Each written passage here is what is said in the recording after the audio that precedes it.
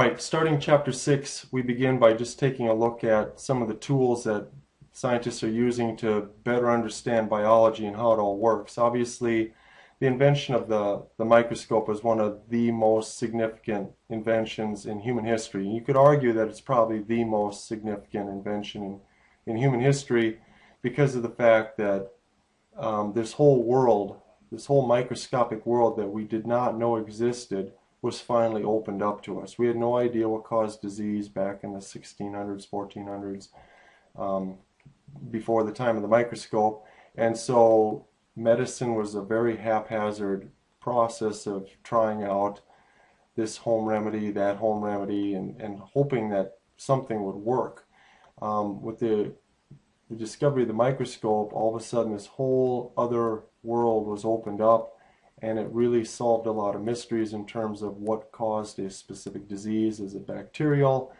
Is it virus? Etc. And so we're talking about some pretty amazing stuff, and these pictures further exemplify where we've gone with the technology in the last 10, 15, 20 years. This is a very famous photograph, the ant carrying around the microchip. You can see that in a lot of textbooks and science-related stuff. Very famous photograph. This is a close-up image using, again, an electron microscope of a moth, spider. This is a split end, the end of a hair shaft that has split ends. Kind of interesting. These are Velcro hooks. So the detail in which we are able to examine this microscopic world just gets better and better and better all the time. And again, it all started with the light microscope. Light microscopes are defined as an instrument that is able to pass visible light through a specimen through a series of glass lenses, and then as the light is being passed through those lenses, it's being bent and refracted so that the image is magnified, number one, and number two, it's being focused onto the surface of your eye or photographic film, a computer screen, etc. And this is a process that has gotten better, over the years. The technology's gotten better and better, but there is a real limitation to what you can do with the light microscope. Light becomes very clumsy once you start getting it around 0.2 micrometers. It has a very difficult time with focusing two different points on a screen, being able to resolve those images. And here's a couple terms that I'm kind of using, and I'm not sure that you're fully aware of what their definitions would be. These are the three most important parameters when you're talking about microscopes. Number one, obviously, is magnification. If we're talking about the microscopic world, we got to find a way to get it to the point where we can actually study it and see it and understand how it's interacting with its environment. So that's magnification. Resolution is the measure of the clarity of the image, or the minimum distance between two distinguishable points. And again, light just really can only go so far. About 1,000 times magnification is really the limit in terms of magnification and in terms of resolution. Contrast is another important term that you should know. This is where we're able to distinguish between visible differences in different parts of whatever it is that we're looking at. If everything is the same color, the same shade, same texture, it becomes very difficult to tell the different parts of the cell if the cell is what we're looking at. So contrast, when you're able to heighten that, enhances the image and allows us to better understand what's going on. So those are three terms that you should know. This diagram is in your book, and it's kind of giving you a breakdown of what the capacity for our eyes are, what the capacity for a light microscope would be, and then where we're going with the capacity for electron microscopes. Frog eggs are really small eggs, slightly more than a millimeter, probably 2 or 3 millimeters in diameter, and that really is getting down there to the limits of the unaided eye. And if you got crappy vision like me, it's probably gone beyond that. But that would be getting down towards the minimum of what we could see with the unaided eye. The light microscope, we can definitely take it a lot further. We can get down and start analyzing bacteria underneath the microscope and their structures. It's getting a little fuzzy with some of these bacteria. The really, really small ones are probably just beyond the resolution power, certainly beyond the resolution power of the microscopes we have at school, but even in your really high-tech labs at the college level or some industry level, you're going to be taxing that equipment in order to be able to get a good image of what you're looking at. So the advent of the electron microscope was really significant. It allows us to get an image of what's going on inside the cell. Again, as our technology improves, we get a better understanding of how things work, what's going on, and you can see now we're down to around 1 nanometer. That would probably be, just beyond the limit of what an electron microscope could handle in terms of resolution and magnification. Proteins, lipids are slightly more than that, so we are kind of getting, some fuzzy images of those molecules. That is hugely significant, and you can see we have not quite approached the technology that would bring us an image of an atom. But certainly hope exists that at some point we can do that. Here are some different examples of light microscopes, taking you, just from the very simple and looking at different ways that we can take a specimen and examine it. This specimen of animal cells has been stained, allowing different parts of the cell to show up.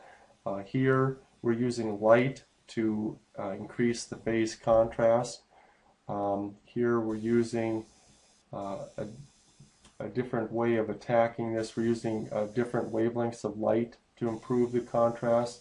We're taking advantage of radioactive isotopes that would fluoresce under certain wavelengths of energy, again giving us a different image. It's not going to show up very good, but there's some really cool stuff that's allowed us to greatly enhance some very, very small images at the far end of the spectrum for a light microscope. A couple technology pieces that have come about in the last decade or so. Confocal microscopes are using computers to, when you start magnifying a very, very high magnification, you're getting a very thin layer that is in focus, and then the layer above it is out of focus, the layer below it is out of focus, and that's distorting the image.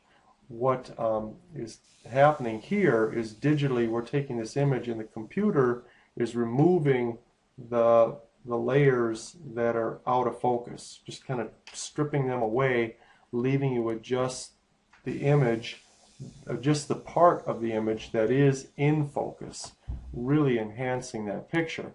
The other way of attacking this would be deconvolution, where we still have the layer that is in focus, good resolution, and we still have the layers above and below that are out of focus, but now the computer is trying to take those out of focus images that are distorted and bring them into focus by examining different wavelengths and digitally enhancing that picture based on the pixels around it.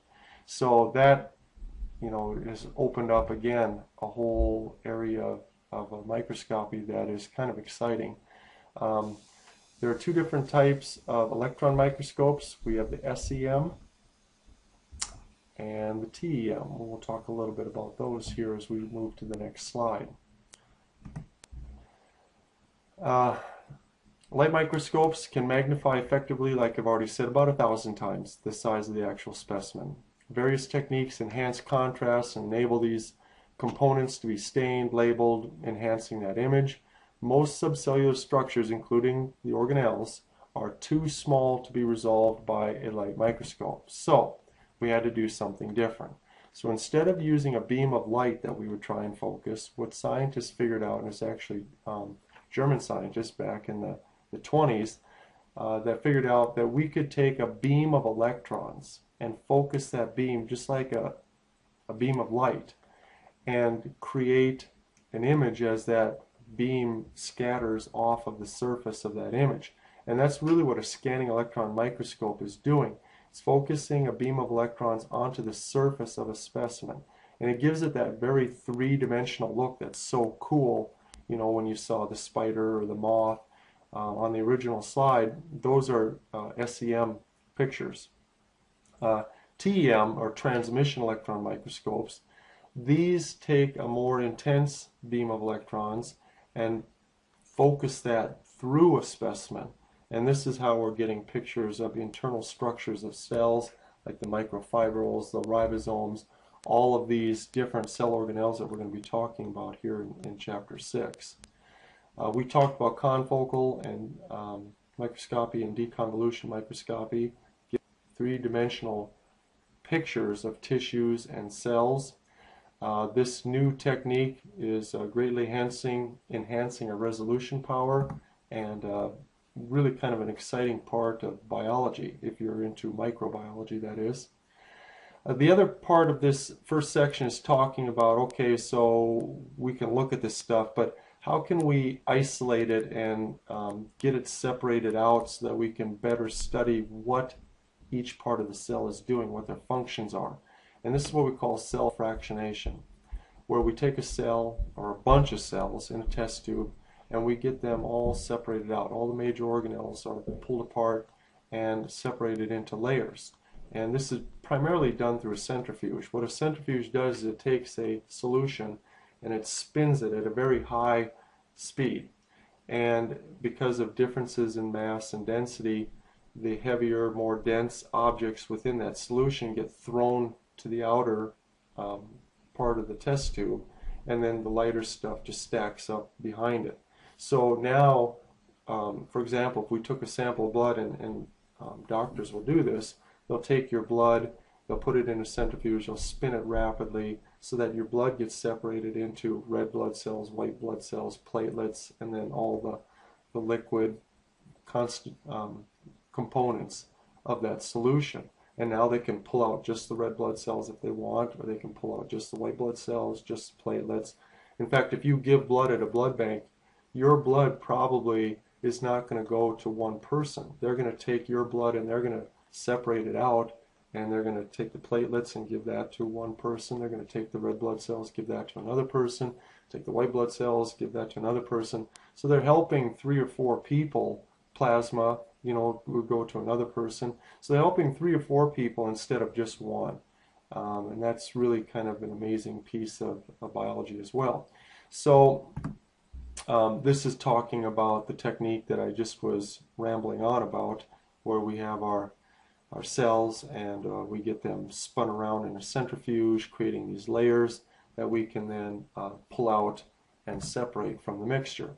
And that ends section 6.1, and we'll pick up 6.2 here on the next video.